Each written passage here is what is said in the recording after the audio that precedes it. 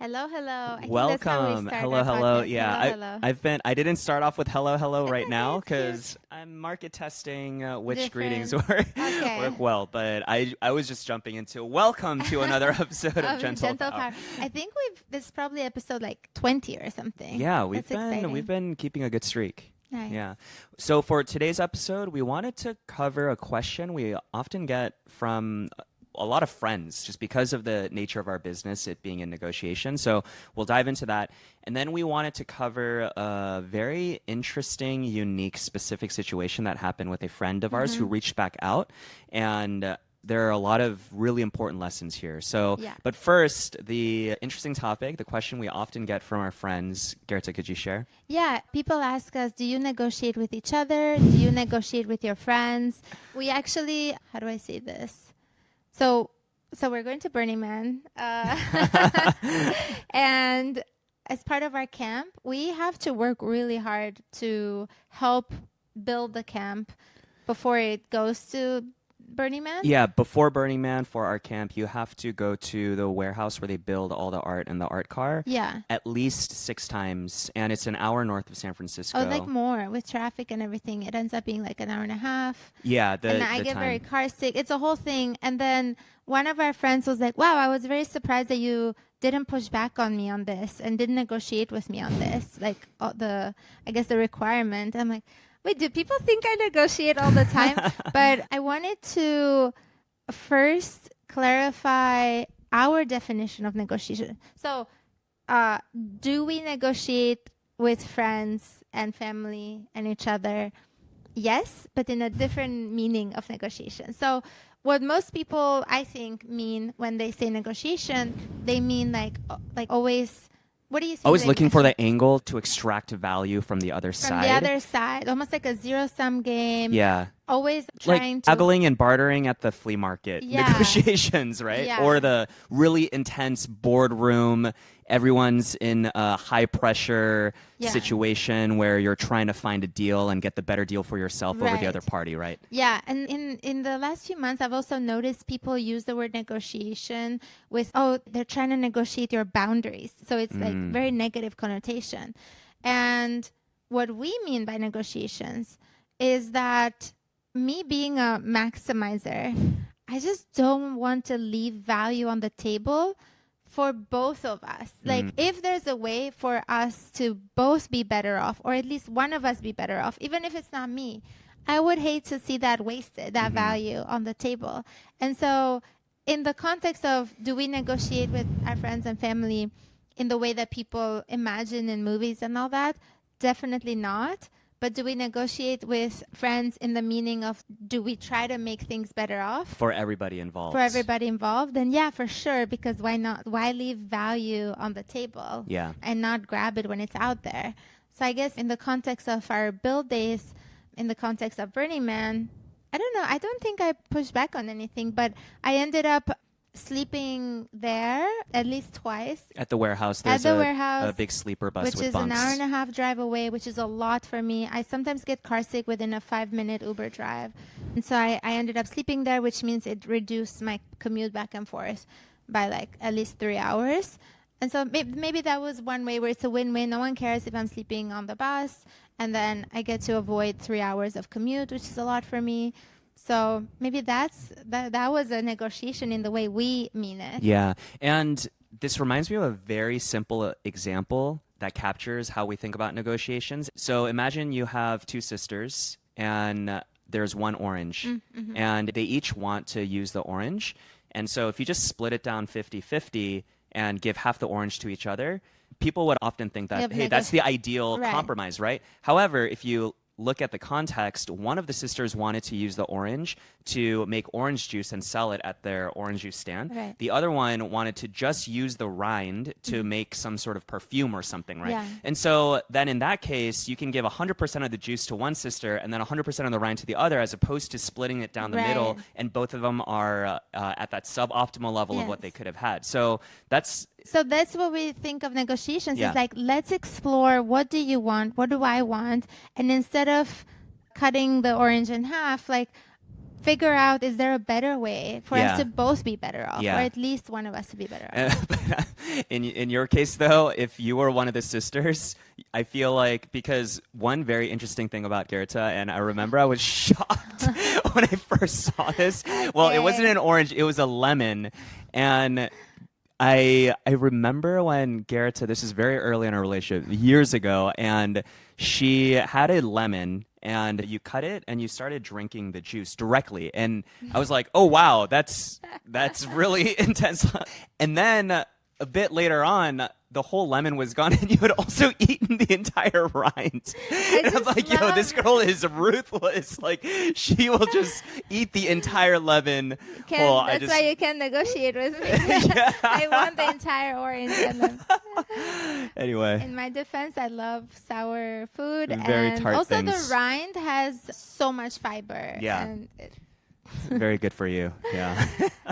moving on, this next part of the episode, we're going to talk about a very large tech company being deceiving. I would love to give them the benefit of the doubt, but we'll explain the situation and you let us know if you think it's deceiving. But we find this like a huge red flag. Yeah. Yeah.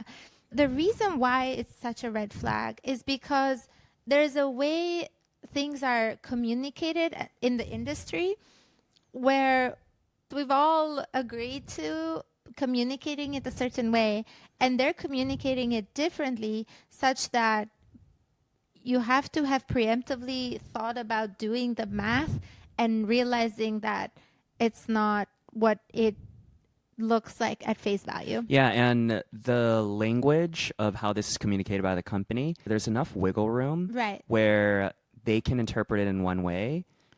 Right. You have to almost be like a lawyer or a mathematician to just like, yeah. So we'll go right into it Yeah. because it's a fascinating, and this is kind of a sad story for this person we know that had to go through this. Yeah.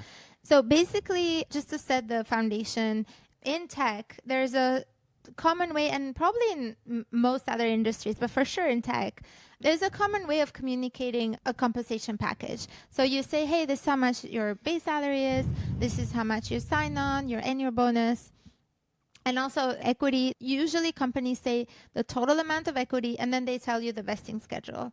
So let's say you get like 100K of equity over 4 years or over 3 years, and then there's a cliff or you start vesting right away. So this is how usually packages are communicated. Now, what this company did is, and I'm reading verbatim from the official written offer, they said, this position is eligible to receive an annual stock award in an amount equivalent to $50,000. The actual amount of your award will be based on your performance. The grant will vest over a 3-year period. The exact vesting dates for awarded shares will be specified in the award document provided to you in connection with each grant. So at first look, you think, okay, I'm getting 50K, and it says you're granted this annually. So the way the recruiter had positioned it to our friend is, hey, you're actually getting 50K annually. And it's like, oh, great. Sometimes companies do say the equity in an annual cadence because they want you to look at the total comp. So a lot of the time, companies want you to think about your total comp, especially for first year, because that's usually higher because of the sign-on bonus. So they're like, oh, you're getting 50K. And however, notice that, so let me read this again. This position is eligible to receive an annual stock award in the amount equivalent to 50K. So you get this annually, okay? The actual amount of your award will be based on your performance. This is, I think, I'm not a lawyer, but I think this is just to cover their Yeah, their bases. they don't want to guarantee it up front with no Yeah. conditions. It just gives them wiggle room Yeah. in the This event is that how a lot other of situations, Yeah. right? This is how a lot of job offers couch the bonuses and stuff like that, because in the event that there's something huge, like the company is not performing well or something, they get to say, oh yeah, we're not giving bonuses this year. It was conditional in your offer letter, even though this is extremely rare. Like if it, yeah, it's just legal language, but Just protects the just company a protect the bit more. company. And then it says the grant will vest over a 3-year period. So it says you're granted this annually, but then it vests over a 3-year period. So this is where the company is being very tricky. So you're actually not getting 50K a year. You're getting 1/3. 1/3 of it, which is roughly 17K a year.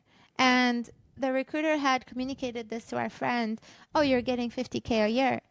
But they hadn't told her the next part, which is this 50K is vesting over 3 years. Yeah. So basically she's getting 17 at the end of first year, 17 at the end of second year, 17 at the end of third year. But she is granted another 50K the second year, which means at the end of second year, she's making roughly 34K instead of 50K. So end of first year, she's making 17K. End of second year, she's making roughly 34K. And then finally, end of third year, she's making 50K. Yeah, and so if you don't read this part carefully, Right. it's very easy to assume that, oh, annual stock grant, Annual 50K stock a year. grant, yeah. I'm getting 50K a year. Yeah.